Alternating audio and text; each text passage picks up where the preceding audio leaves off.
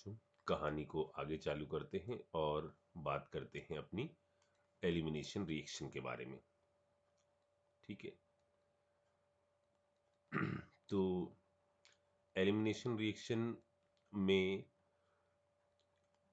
दो तीन टाइप की मैकेनिज्म आती हैं।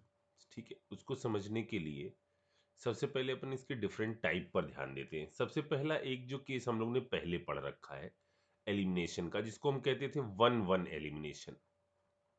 वन वन एलिमिनेशन मतलब एक ही कार्बन से आपका हाइड्रोजन भी हटे और उसी कार्बन से हेलोजन भी हटे। जैसे हम लोगों ने पॉली हेलोजनेटेड कंपाउंड के बारे में बात करी थी कि पॉली हेलोजनेटेड कंपाउंड की रिएक्शन जब कभी भी बेस के साथ हो जाती है, जैसे हमने कहा था CHCl3, तो याद आ जाएगा आपको, Cl3 लिख देते हैं। CHCl3 की रिएक्शन जब बेस के साथ होती है तो इसी से क्या हटता था? हाइड्रोजन। इसी से क्या हटता था? हेलोजन। और बनता था हमारा क्या? इस चीज का फॉर्मेशन होता था जिसको हम DCC कहते थे, डाइक्लोरोकार्बीन। ठीक है, तो ये तो एग्जांपल था वन वन एलिमिनेशन का। अब हम यहां पर बात करने जा रहे हैं एलिमिनेशन का केस जिसको हम कहेंगे वन टू एलिमिनेशन। जैसा कि नाम सजेस्ट कर रहा है कि वन टू एलिमिनेशन के केस में एक जगह से हाइड्रोजन हटेगा और बाजू वाली जगह से हेलोजन हटेगा। ठीक है। तो कैसा होगा ये केस? जैसे मान लेते हैं कि यहां हमने कहा CC और इधर हमने कहा कोई लीविंग ग्रुप लगा हुआ है। ठीक है, ये है पहला कार्बन, ये है दूसरा कार्बन और इससे हाइड्रोजन जुड़ा हुआ है। ठीक है। अच्छा, अब इस प्रोसेस में होगा क्या? जैसे यहां बेस आया था, हाइड्रोजन निकाला था इस जगह पर, फिर हेलोजन निकला था। यहां पर भी हाइड्रोजन निकलेगा और लिविंग ग्रुप, या जनरली ये लिविंग ग्रुप हेलोजन होगा। इन दोनों चीजों का बाहर निकलने की प्रोसेस होगी। लेकिन ये वन टू एलिमिनेशन तब होगा जब ये दोनों अलग अलग से निकले। मतलब यहां से हाइड्रोजन और यहां से लीविंग ग्रुप, पहले से लीविंग ग्रुप दूसरे से हाइड्रोजन, ऐसे निकलेगा। तो इस कैटेगरी को हम वन टू एलिमिनेशन कहेंगे। ठीक। अच्छा, अब इतनी बात समझ में आ गई तो हमें अब यहां पर फिर से टाइमिंग का खेल होगा। जैसे SN1 रिएक्शन में टाइमिंग का खेल, SN2 रिएक्शन में टाइमिंग का खेल, ये आपने रिवाइज कर लिया होगा कि SN1 रिएक्शन में पहले लीविंग ग्रुप हट जाता है, पॉजिटिव चार्ज बनता है, फिर न्यूक्लियोफाइल आकर भिड़ता है। SN1 रिएक्शन में पहले लीविंग ग्रुप हट जाता है, पॉजिटिव चार्ज बनता है, फिर न्यूक्लियोफाइल आके भिड़ता है। SN2 में न्यूक्लियोफाइल का निकलना, न्यूक्लियोफाइल का जुड़ना और लीविंग ग्रुप का निकलना, ये दोनों एक ही स्टेप में होते हैं। ठीक है। इसी हिसाब से यहां पर हम टाइमिंग के खेल के हिसाब से चीजों को कुछ भागों में डिवाइड करेंगे। ठीक है। जैसे इफ पहला केस है, फर्स्ट केस है, इसको केस 1 लिख देते हैं। Case 1, case first. If H plus and leaving group remove together, यदि ये चीजें एक साथ बाहर निकलें तो ये जो मैकेनिज्म होगी, ये मैकेनिज्म कहलाएगी E2 टाइप रिएक्शन। ठीक है। केस 2, केस 2 क्या है? यदि लीविंग ग्रुप हमारा पहले निकल जाए, if leaving group remove first and after that H plus removed, उसके बाद क्या हो रहा है? H प्लस आपका बाहर निकल रहा है, तो ये आपका है E1 टाइप की रिएक्शन। ठीक है। एक तीसरा केस भी इसके अंदर आता है, और थर्ड केस क्या है कि यदि H प्लस पहले रिमूव हो जाए, if H plus remove first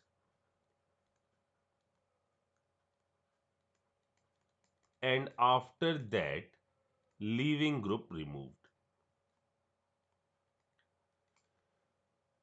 तो इस वक्त रिएक्शन होगी E1CB टाइप रिएक्शन। ठीक है, तो H का और लीविंग ग्रुप का रिमूव होने के हिसाब से हम यहां मैकेनिज्म को 3 भागों में डिवाइड करते हैं, E2, E1CB और E1 टाइप की रिएक्शन। ठीक है, अब एक एक करके बात करते हैं। सबसे पहले हम बात करते हैं जो हमारा पहला केस था, यानी E2 टाइप रिएक्शन।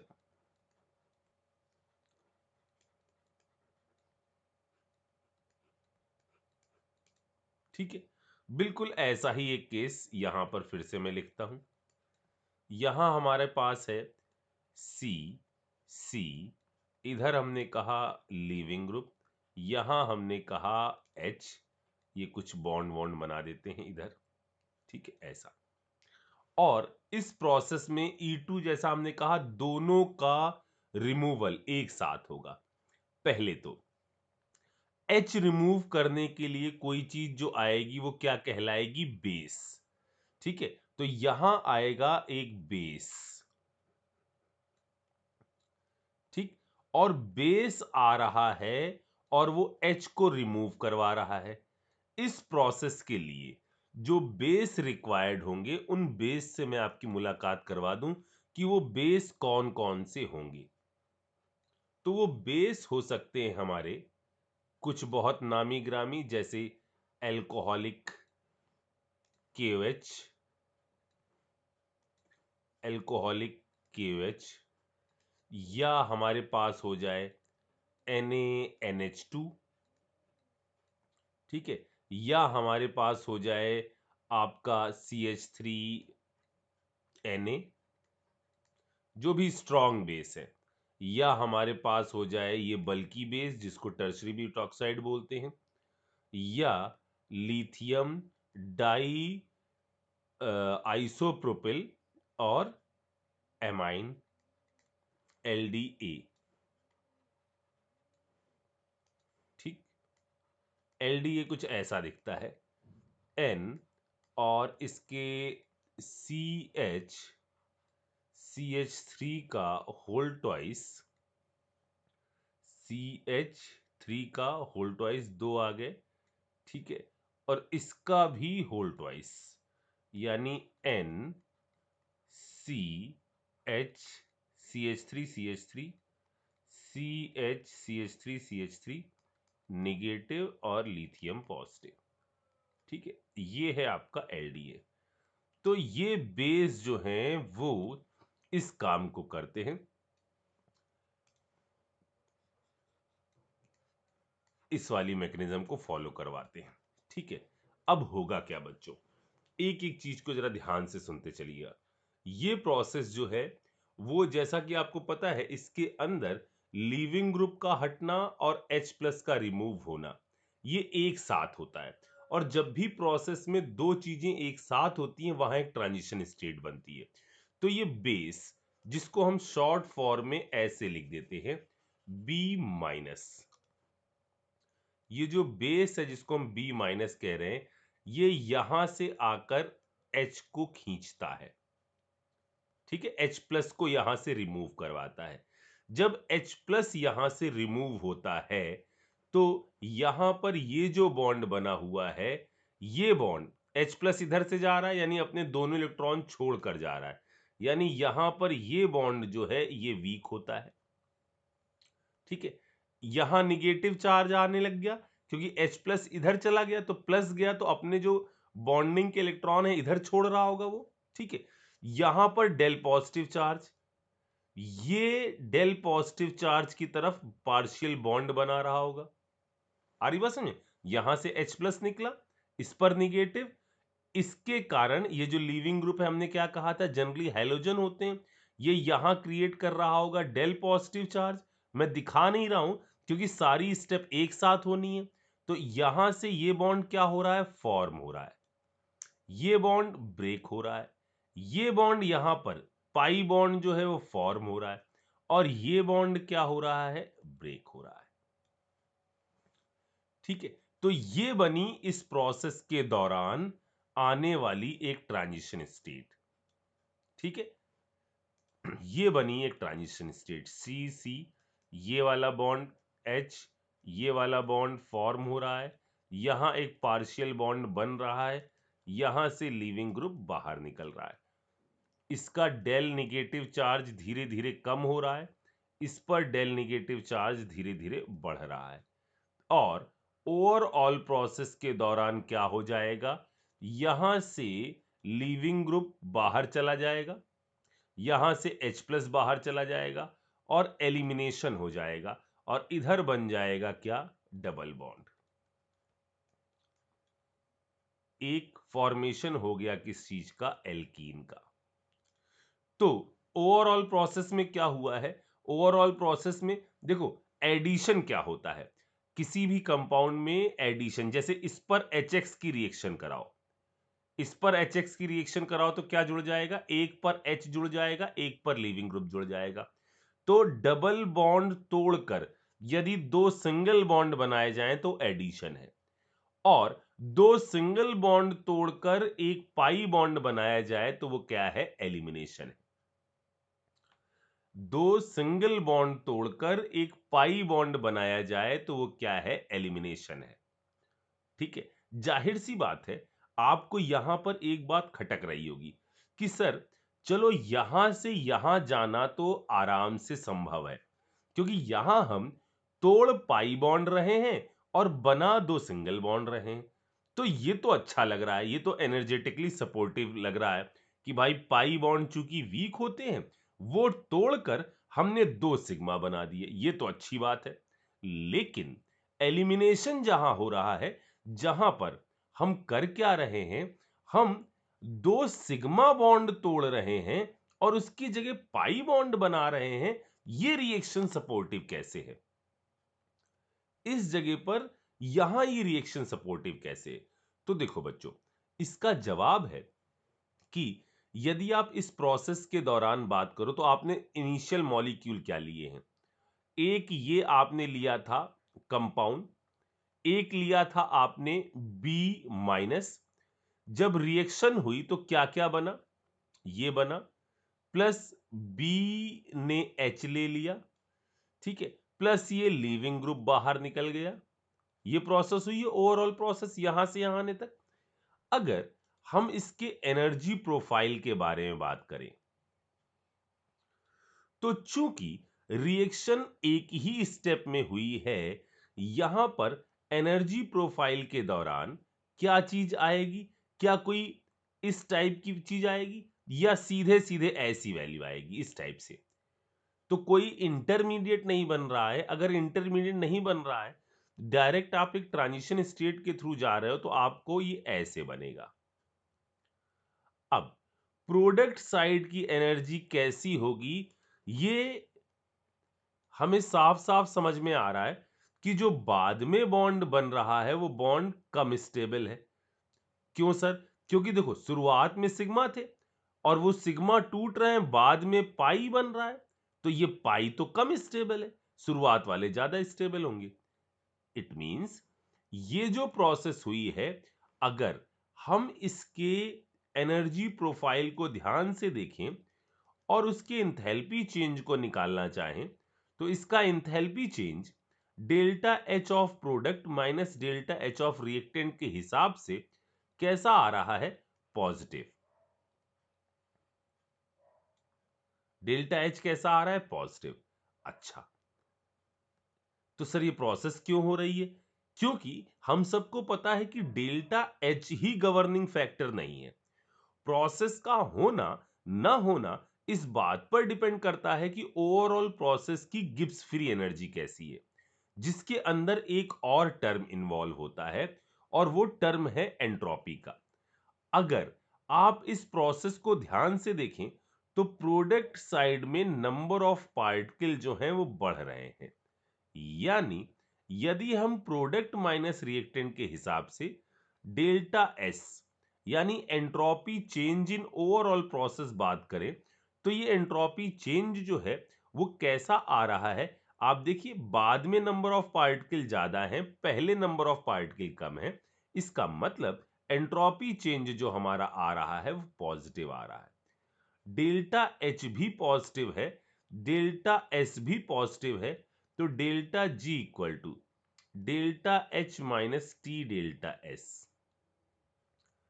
अगर हम इस चीज को ध्यान में रखें तो हमारे पास एक लॉजिक अब निकल कर आ रहा है, और वो लॉजिक ये है कि ये जो एलिमिनेशन हुआ है ना, वो तब होगा जब टेम्परेचर कैसा हो, ज्यादा हो। यानी एलिमिनेशन जो है वो सपोर्टिव तब होते हैं जब आपका टेम्परेचर ज्यादा है। और हम लोगों ने इस चीज को एक वक्त पहले पढ़ा भी था। अगर उस चीज इस एग्जांपल को यहां नहीं लिख रहा हूं, लेकिन सिर्फ हम आपको रिकॉल करवा रहे हैं कि डिहाइड्रेशन ऑफ एल्कोहल, यानी एल्कोहल में जहां एक OH ग्रुप था, वहां से आप OH हटाते थे, बाजू वाले से H हटाते थे, एक एल्कीन बनाते थे। और मैंने कहा था कि वो रिएक्शन तभी हो पाती हैं जब वहां पर चोंच दी जाए। चोंच दी जाए इसका मतलब टेम्परेचर कैसा होना चाहिए, ज्यादा होना चाहिए। ठीक है, तो ये बातें तो कुछ वैसी ही हैं जैसी हम लोग ने पहले पढ़ ली थी। अब इस रिएक्शन से रिलेटेड पहले कुछ खास बातें।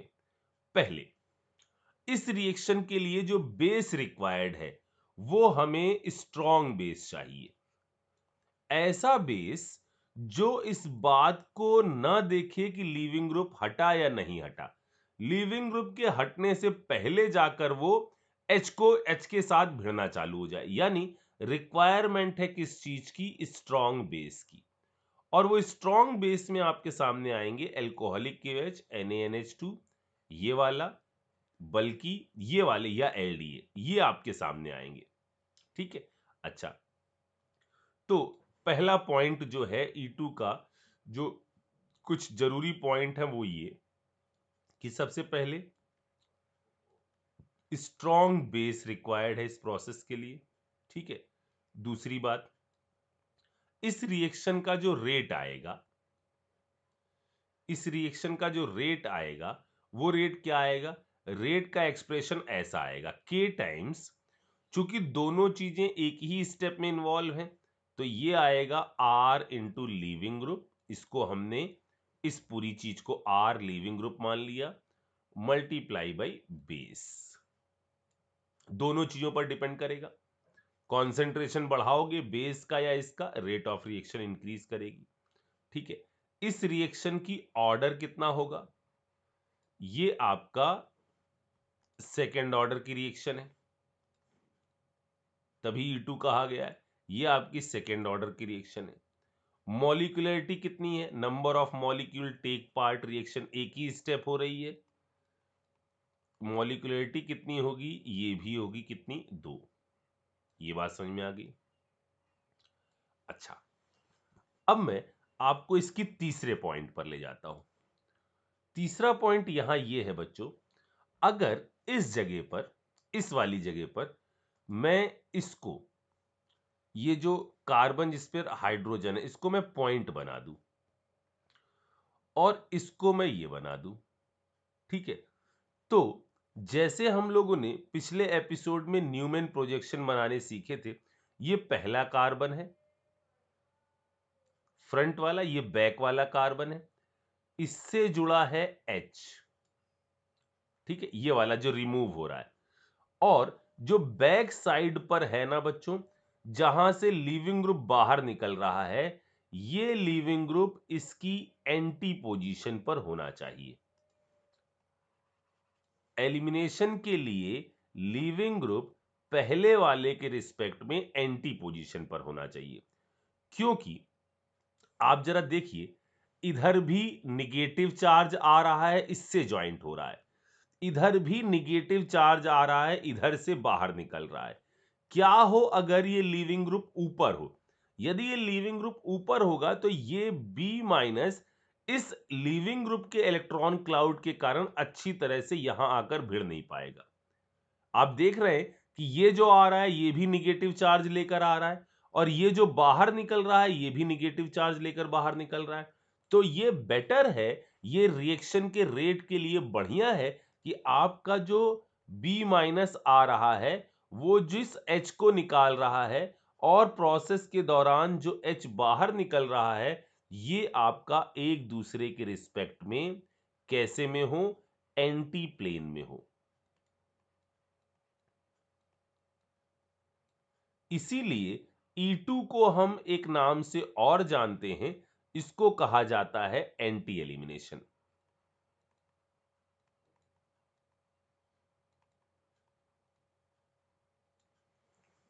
ये बात भी समझ में आ गई, ठीक है। अच्छा, अब देखो, प्रोसेस वहां बढ़िया होगी, प्रोसेस वहां बढ़िया होगी जहां पर ये जो बनने वाली टीएस है, ट्रांजिशन स्टेट है, वो ज्यादा स्टेबल हो। प्रोसेस वहां बढ़िया होगी जहां पर ये जो टीएस बन रही है वो ज्यादा स्टेबल हो। अगर आप ध्यान से देखें तो टीएस में करेक्टर किसका आ रहा है?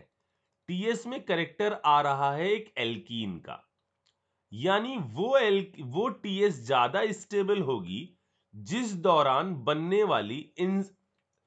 वाली एल्कीन जो है वो ज्यादा स्टेबल हो रही। जो बेबी एल्कीन बन रही है ना शुरुआती दौर में, वो बेबी एल्कीन जहां पर ज्यादा स्टेबल होगी उस जगह पर ट्रांजिशन स्टेट ज्यादा स्टेबल होगी, उस जगह पर रिएक्शन का रेट भी ज्यादा होगा। इतनी बात समझ आ रही? यानी अगर आपको, ये मैं अब नीचे लिखता हूं, ये 3 पॉइंट समझ में आ गए। आप पॉइंट वाइज ऐसे लिखिएगा, मेरे पास जगह कम है। ये पहला पॉइंट हो गया, ये दूसरा पॉइंट हो गया, ये तीसरा पॉइंट हो गया। अब बात करते हैं चौथे पॉइंट के बारे में। चौथा पॉइंट ये है, रेट इज डायरेक्टली प्रोपोर्शनल। अगर रेट आपको कंपेयर करना है तो रेट कंपेयर करने के लिए आप क्या करिए, एच और लीविंग ग्रुप हटाकर बनने वाले एल्कीन के बारे में सोचिए। जहां पर भी वो एल्कीन ज्यादा स्टेबल होगी वहां रेट कैसा होगा, ज्यादा होगा। Rate is directly proportional to stability of baby alkene. अब वो बेबी एल्कीन तो आप बना नहीं पाओगे ट्रांजिशन स्टेट बार बार, तो आप सिंपली क्या करो, एच हटाओ, लिविंग ग्रुप हटाओ। जहां पर भी एल्कीन जो है वो ज्यादा स्टेबल बन रही है उस वक्त रिएक्शन का रेट आप कह दो कि ज्यादा है। ठीक है। इसी में पांचवा point, if same alkene form, if same alkene form during elimination, during elimination, then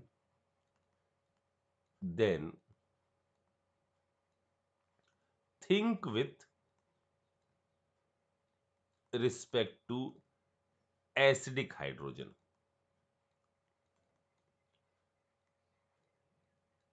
मतलब यदि दो ऐसे केस हैं जिसमें सेम टाइप की एल्कीन बन रही है तो उस जगह पर रिएक्शन का रेट ज्यादा कह दीजिए जिसके अंदर हाइड्रोजन निकलना ज्यादा आसान है। यानी जिसके पास एसिडिक हाइड्रोजन ज्यादा अच्छी है, जिसके अंदर से H का निकलना ज्यादा आसान है, उस वाली जगह पर आप कह दोगे कि यहां पर रिएक्शन का रेट कैसा होगा, ज्यादा होगा। ठीक, ये बात भी समझ में आ गई। अच्छा, छठा पॉइंट, चूंकि E2 रिएक्शन के दौरान हाइड्रोजन का निकलना आरडीएस में इन्वॉल्व है,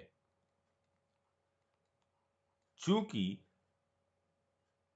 E2 के दौरान हाइड्रोजन का निकलना आरडीएस में इन्वॉल्व है, इस कारण से यदि हम हाइड्रोजन को कहीं पर रिप्लेस कर दें ड्यूटेरियम से तो यहां पर दोनों रिएक्शन का रेट जो होगा वो अलग अलग आएगा, क्योंकि हाइड्रोजन का निकलना आरडीएस के अंदर इन्वॉल्व है। इसका मतलब क्या है कि यहां पर E2 के दौरान ऑब्जर्व होगा काइनेटिक आइसोटोपिक इफेक्ट। नाम तो सुना ही होगा, काइनेटिक आइसोटोपिक इफेक्ट ऑब्जर्व होगा। और यदि हम रेट के बारे में बात करें हाइड्रोजन और ड्यूटेरियम के रिस्पेक्ट में, तो ये तकरीबन में 7 गुना होता है। यदि हाइड्रोजन लगी होती है तो रिएक्शन का रेट 7 टाइम फास्टर होता है ड्यूटेरियम की तुलना में। अच्छा, ये सारी बातें जो थी E2 के बारे में मैंने आपको बताई। क्या क्या? बेस जो है स्ट्रॉन्ग रिक्वायरमेंट बेस की होती है, ठीक है। और H और लीविंग ग्रुप अपोजिट से हटने चाहिए। Order 2 मॉलिक्युलरिटी 2 kinetic isotopic effect observe करेगा। यदि दो जगह से सेम एल्कीन बन रही है तो रेट वहां ज्यादा होगा जहां से H निकलना आसान है, ठीक है। अच्छा, इसके बाद 7वां पॉइंट और देख लेते हैं। और 7वां पॉइंट ये है कि यदि हमारे पास RX जो है या जो R लीविंग ग्रुप है अलग अलग है, तो क्या लगता है 3 डिग्री, 2 डिग्री, 1 डिग्री में रेट का ऑर्डर क्या होना चाहिए? तो जाहिर सी बात है, अगर 3 डिग्री RX है तो ऐसा होगा, 2 डिग्री है तो कुछ ऐसा होगा, ठीक है। 1 डिग्री है,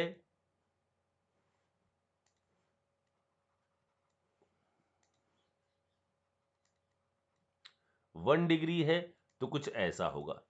आप रेट के लिए आपने क्या सीखा कि हम सोचेंगे कि ये कार्बन वो है जिससे लीविंग ग्रुप जुड़ा है, बाजू वाले पर जाएंगे तो कार्बन नंबर 1 कह देंगे, बाजू वाले पर जाएंगे इधर से H हटा सकते हैं, इधर से H हटा सकते हैं, इधर से H हटा सकते हैं।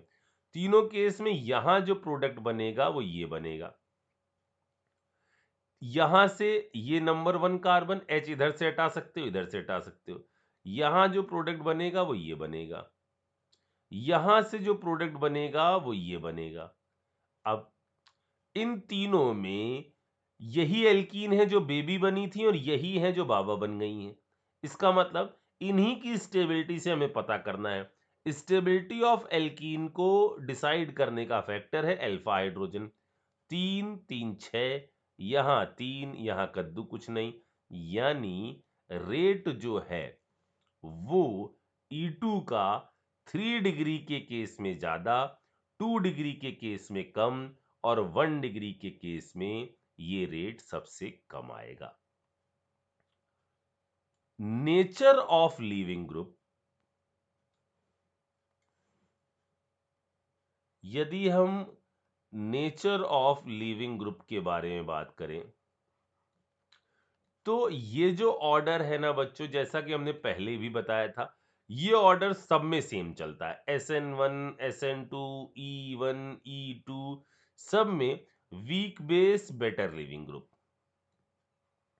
ये ऑर्डर कहीं पर नहीं बदलता। Weak base better leaving group. अब मैं यहां पर आपको कुछ जगहों पर E2 रिएक्शन का रेट कंपेयर करवाता हूं सबसे पहले, ठीक है। जैसे मान लो हमारे पास ये कुछ एग्जाम्पल हैं, हमें इनमें पहला, दूसरा, तीसरा, चौथा, इन सब में रेट कंपेयर करना है, ठीक है। जरा सोचो क्या हो रहा होगा। हमने क्या कहा, आपको क्या बनानी है, एल्कीन के थ्रू सोचना है। तो यहां एक डबल बॉन्ड आएगा, यहां डबल बॉन्ड आएगा, यहां डबल बॉन्ड आएगा और इसके अंदर यहां डबल बॉन्ड आएगा। ये केस होंगे सारे के सारे। तो यहां जब डबल बॉन्ड आएगा तो इसके अंदर सोचो 3 3 6 7 8 ज्यादा अल्फा हाइड्रोजन होंगे। यानी यदि हमने इसको कहा ए, इसको कहा बी, इसको कहा सी, इसको कहा डी, ठीक है। तो जो रेट आएगा E2 के दौरान, मान लो सब में हमने कह दिया रिएक्शन हम करवा रहे हैं एल्कोहलिक KOH के साथ, तो जो रेट आएगा वो सबसे ज्यादा जिसके अंदर बनने वाली एल्कीन ज्यादा स्टेबल होगी, डी का सबसे ज्यादा, उसके बाद सी का, उसके बाद ए का, उसके बाद बी का, ठीक। इसको आप चेक करके बताओ मुझे, इसको चेक करके बताओ मुझे। क्या ये बता सकते हो? ये भी बता सकते हो आप, इसको भी बताओ। ये बता सकते हो आप, हाँ इधर डबल इधर आएगा, इधर इधर आएगा, इधर सोचो, ये भी बता सकते हो आप। ये छठा केस देखते हैं जरा सा। 6 केस में देखो बच्चों, यहां से आप बी आर हटाओगे, यहां से एच हटाओगे, यानी ये जो फर्स्ट केस है जिसको हम ए कह रहे हैं, इससे जो बनने वाली एल्कीन होगी वो कैसी होगी, ये C H double bond CH2, ये एल्कीन ए से बनेगी। यहां से यदि आप हटाओगे तो यहां लिविंग ग्रुप, ये पहला कार्बन ये दूसरा कार्बन, इससे हटाओगे यहां डबल बॉन्ड बनाओगे, यानी ये बनेगी आपकी दूसरी वाली केस में, यानी CH3 CH double bond CH2। अब दोनों केस में जो एल्कीन बनी वो सेम टाइप की स्टेबिलिटी की बनी, और जब एल्कीन सेम टाइप की स्टेबिलिटी की बनेगी तो ऐसी कंडीशन में हमने क्या कहा, आपको देखना है कि कहां से H हटाना ज्यादा आसान है। तो जरा सोचो, यहां निगेटिव चार्ज आए, आप यहां से H हटाएं, ये ज्यादा अच्छा है, या यहां से H हटाएं तो ज्यादा अच्छा है। तो जाहिर सी बात है, ये 2 डिग्री का कार्ब एनायन है, जैसे जैसे डिग्री बढ़ती जाती है कार्बोकैटायन की स्टेबिलिटी तो बढ़ती है, बट कार्ब एनायन की स्टेबिलिटी घटती है। इसका मतलब ये जो है, ये पर्टिकुलर जो चीज है वो आपकी ज्यादा एसिडिक हाइड्रोजन रखती है। इसका मतलब यदि हम E2 की रिएक्शन के बारे में बात करें तो फर्स्ट वाली रिएक्शन का रेट ज्यादा है सेकेंड वाली रिएक्शन की तुलना में। इतनी बात भी समझ में आ गई। अच्छा, अब अभी तक यहां पर हमने कोई ऐसी चीज नहीं बोली थी जिसके अंदर इस चीज का यूज हो रहा हो। किस चीज का, ये वाली चीज का। अब जरा इसमें बात करते हैं अगले एग्जांपल पर। अब देखो बच्चों, अगर मैं आपसे पूछूं कि इधर Cl जो है ऊपर है, ठीक है, इधर जो है CH3 जो है वो भी ऊपर है, तो आप यहां कौन सी एल्कीन बनाओगे? तो सॉरी, तो जो सातवें का जो पहला पार्ट है वो ये बनेगा, जरा देखना, ये भी ऊपर ये भी ऊपर, दोनों ऊपर है, यानी इसके बैक साइड में खाली होगा क्या, H, और हमें H और Cl को कहां से हटाना है, एंटी प्लेन से हटाना है, यानी यहां का जो पहले का प्रोडक्ट बनेगा वो ये बनेगा। सर आपने इधर से क्यों नहीं बनाया? क्योंकि हमें तो हमेशा ही स्टेबल एल्कीन बनानी होती है। अब जरूर अगर ये यहां ना होता तो मजबूरी होती, तब हम इधर ही जाते। अब यहां देखते हैं, इधर देखो, ये ऊपर है ये नीचे है, यानी यहां जो हाइड्रोजन मौजूद है वो हाइड्रोजन और लीविंग ग्रुप क्या एक दूसरे के रिस्पेक्ट में एंटी पोजीशन पर है? नहीं, ये एंटी पर नहीं है। इसका मतलब यहां से तो आपको कुछ आशा नहीं है, इस साइड से तो नहीं हटेगा। हाँ, यहां दो H हैं, एक ऊपर होगा एक नीचे होगा, यानी इसमें जो दूसरे का आप प्रोडक्ट बना लें वो प्रोडक्ट जो है वो आप ये बना सकते हैं, इधर ये इधर ये इधर ये इधर ये बन जाएगा। अब तीसरे वाले में क्या करें? तीसरे वाले में ना इधर से हो सकता है कुछ, क्योंकि इधर भी H इधर है, इधर भी H इधर है, मतलब यहां तो E2 हो ही नहीं पाएगी, यानी जो ऑर्डर होगा वो ऑर्डर सी वाले केस में कोई E2 नहीं है, यानी ऑर्डर जो सेवेंथ केस में आ जाएगा वो क्या आ जाएगा, यहां अल्फा हाइड्रोजन 3 2 5 6 7, यहां अल्फा हाइड्रोजन 2 और 1 3। इसका मतलब जो सेवेंथ में रेट का ऑर्डर आएगा वो पहला ज्यादा, उसके बाद दूसरा, और चेन्नई वाला तो बकवास है। इसको सोचना आप जरा सा कि इसके अंदर क्या ऑर्डर आना चाहिए, ठीक है ना। जैसे यहां कुछ प्लेन व्लेन तो बना नहीं, इधर बना लेना एक एरोमेटिक बन जाएगा, इसके अंदर इधर बना लेना कॉन्जुगेशन मिल जाएगा, इधर बना लेना और फिर मुझे बताना है कि क्या चीज हो रही है, ठीक है। जैसे मैं इसके अंदर ये बात बता दूं कि इसके अंदर एलिमिनेशन सबसे सड़ा होगा। क्यों सर सबसे सड़ा क्यों होगा? क्योंकि यदि आपने इसके अंदर एलिमिनेशन करवाया तो यहां बन जाएगा कैसा कंपाउंड, ये कंपाउंड, और जो है कैसा, एंटी एरोमेटिक कंपाउंड। ठीक है, तो इसका रेट तो सबसे बुरा होगा। चलिए इनको जरा सा आप मुझे करके दिखाइए, फिर अपन आगे बढ़ते हैं। अच्छा, यहां क्या कहा जा रहा है आपसे, एक रिएक्शन करवाई जा रही है एल्कोहलिक KOH वाली, मतलब सब में जो एलिमिनेशन है वो E2 टाइप का ही चल रहा है। यहां आपको स्टेबल नहीं पूछा जा रहा है, यहां आपको पॉसिबल एल्कीन पूछा जा रहा है। पॉसिबल एल्कीन मतलब मेजर माइनर सब बताना है, इंक्लूडिंग स्टीरियो। मेजर माइनर सब बताना है इंक्लूडिंग स्टीरियो। जैसे पहले वाले में यहां से H हटाएं, जो मेजर बनेगा वो तो ये बनेगा, इस टाइप से।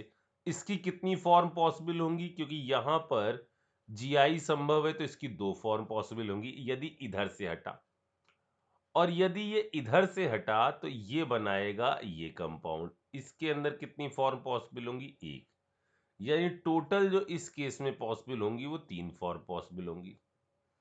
अगले वाले केसेस को आप चेक करो, जल्दी से मुझे बताओ इसमें कितनी फॉर्म पॉसिबल होंगी और इसके अंदर कितनी फॉर्म पॉसिबल होंगी। ठीक, अच्छा, अब अब अपन आगे चलते हैं और इसमें बात करते हैं, अपन को बताना है major product of the following, कि इसके अंदर कौन सा मेजर प्रोडक्ट बने। यहां पर ये मिथाइल मिथाइल है, ठीक।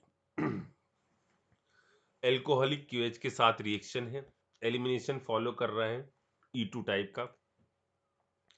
इधर से Br हटेगा, इधर तो कोई H है ही नहीं, इधर तो कोई H है ही नहीं, यानी इसका जो फाइनल प्रोडक्ट मैं बनाऊंगा बच्चों वो ये बनाऊंगा।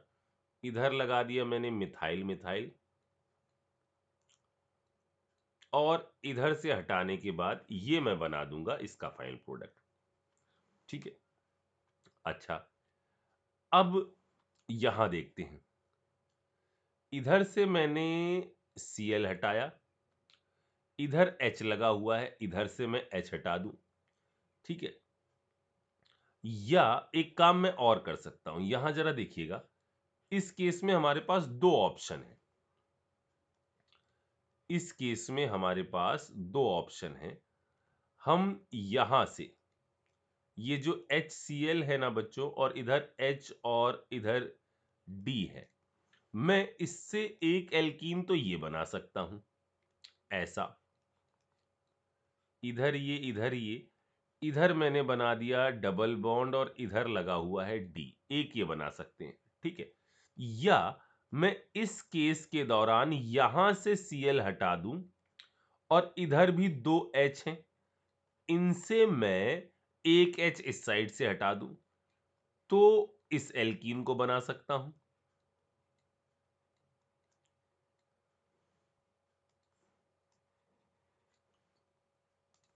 इस एल्कीन को बना सकता हूं। अब A ज्यादा स्टेबल या B ज्यादा स्टेबल, तो हम सबको पता है कि यदि यहां हम अल्फा हाइड्रोजन काउंट करें तो अल्फा हाइड्रोजन कितने हैं, 2 और 2 4।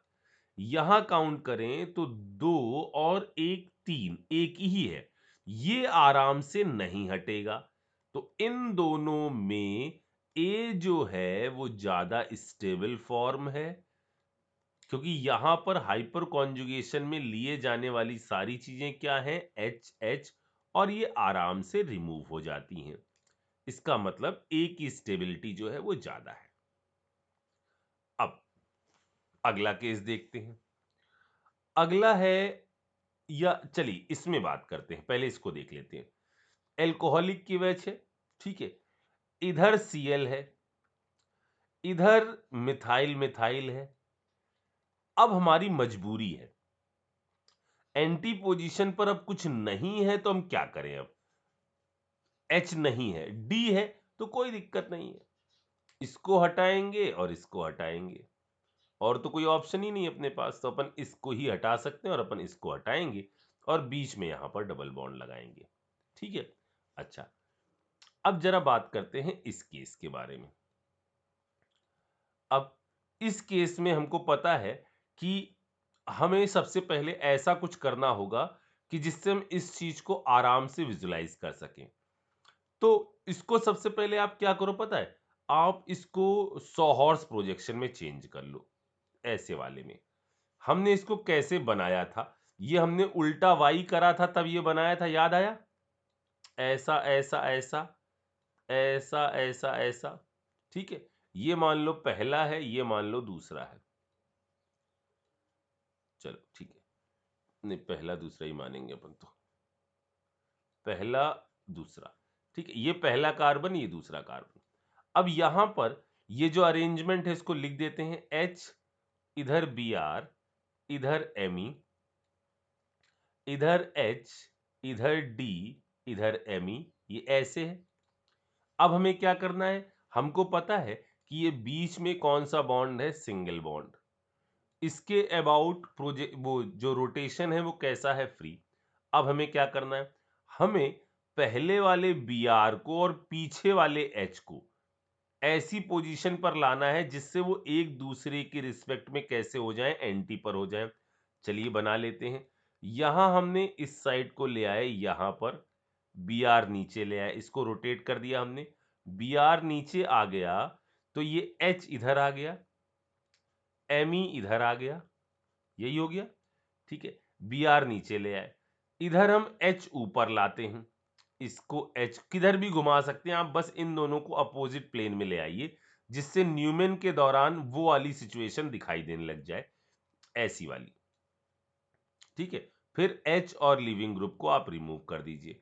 तो हमने क्या किया, यहां इसको नीचे ले आए, यहां ऊपर हमारे पास आ गया H, इसको हमने इधर कर दिया, इधर आ गया Me, इधर आ गया D। चेक कर लेंगे अपन। ठीक है?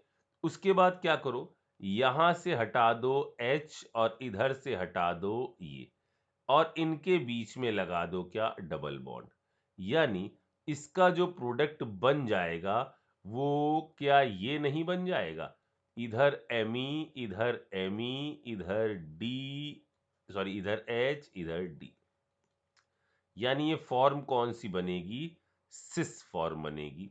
यदि हमने इससे हटाया तो ये फॉर्म जो बन रही है सिस बन रही है।